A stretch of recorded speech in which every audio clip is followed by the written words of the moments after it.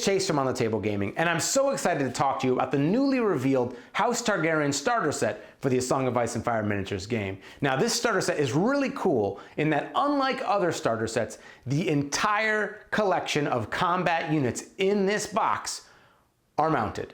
They are all cavalry. You have a Khalasar for Daenerys, and we know right now that Daenerys is an NCU, and so on the battlefield you will be having swarms and swarms of Dothraki riders. And some of the mechanics they've introduced and the way they're balancing these are awesome, and I'm so excited to talk about them. So without further ado, let's jump in and take a look at some of the combat units inside the A Song of Ice and Fire Miniatures Games House Targaryen starter set. All right, for our first unit, we have the Dothraki Screamers, and they have a movement speed of 6, and they are cavalry, which means every time they activate, they get a free maneuver action before their regular action. So these units are going to be able to maneuver themselves on the battlefield to take the fight to their opponent, hitting them when and where they want. Now, this is particularly important to note as we talk about their attack profile here, because besides hitting on a 3+ at 7 or 5, depending on their ranks, they're often also going to be having Sundering-like abilities. It's not the Sundering keyword, but the actual damage from hitting in the flank or the rear, giving their opponent a -1 or a -2 to their armor, in addition to the penalties to morale. So they've got armor of 5+, morale of 5+. The armor's not so great. They can definitely dish out damage way better than they can take it, but these guys are going to have that Alpha Strike capability. Now, this is just the base unit of the Targaryen forces. So we also have the Dothraki Veterans. Now, these guys also have movement speed of 6, but what's really key to note here is they've got a slew of abilities that are going to make them absolutely devastating to fight. So right off the bat, they've got their order Charging Volley. After completing a ranged attack, this unit may make a free charge action against the targeted enemy. This works much like Sikkim on the Bolton's Bastard Girls, and if you look at their attack profile between the Dothraki's melee weapons and their ranged weapons, they've got a 3+ to hit on both of those with 8 and 7 dice.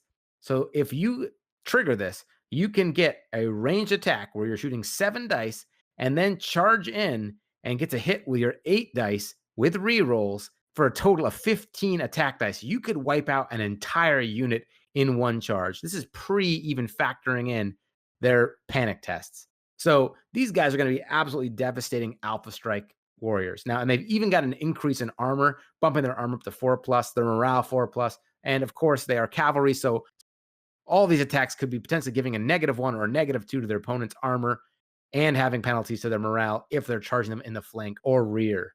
These guys have a short range bow, so you're going to have to ride them up, and they're going to be a great harassing and flanking unit, attacking once other units are already engaged, and then just slamming into the side of your opponent's units and wiping them out.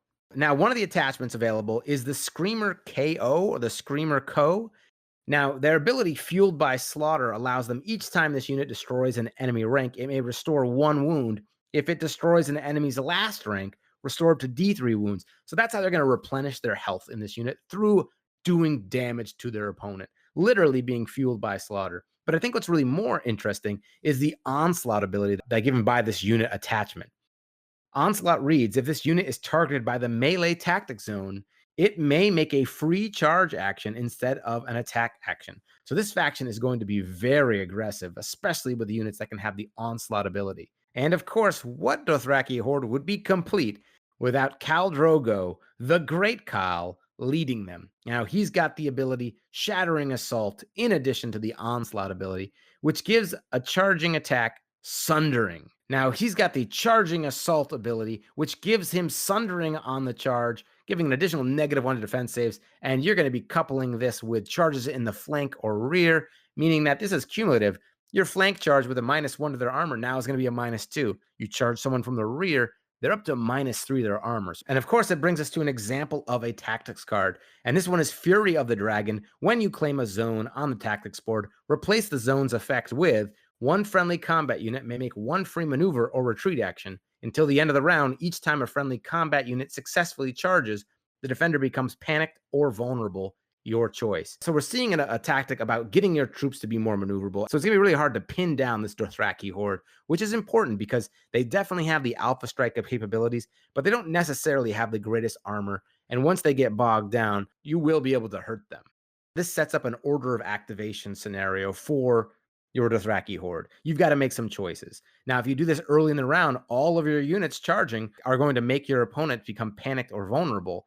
But you can also wait until your units are engaged and use this to then have them retreat. However, the longer you wait to play this card and claim a tactic zone, the less units you're going to have actually benefiting from this. So you've got to decide, okay, do I play this early and do I wait? And if you're then playing it early, but you're using an NCU to claim a tactic zone, that means maybe your opponent's then activating a unit and charging you.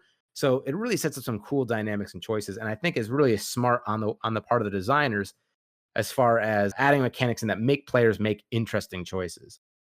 We've also got Daenerys Targaryen here, the Khaleesi, of course. And we heard at the Cool Mini or Not Expo that there are going to be multiple iterations of Daenerys. So we might see later down the line the Breaker of Chains. And so certainly it seems like dragons are in the future for this game, even if they haven't been explicitly revealed yet. Daenerys Targaryen's ability is Conviction of a True Khaleesi. It's an influence, and while influencing a unit, that unit gains +1 movement, and their melee attacks roll +2 dice. So this is going to make one of your units go incredibly fast. So you can easily move 21 inches with a unit. But if you are charging, this is going to help you get into combat. And then the +2 dice, that's going to help you push out and wipe out units even further. So you get that clutch flank charge, and you've got Daenerys influencing them.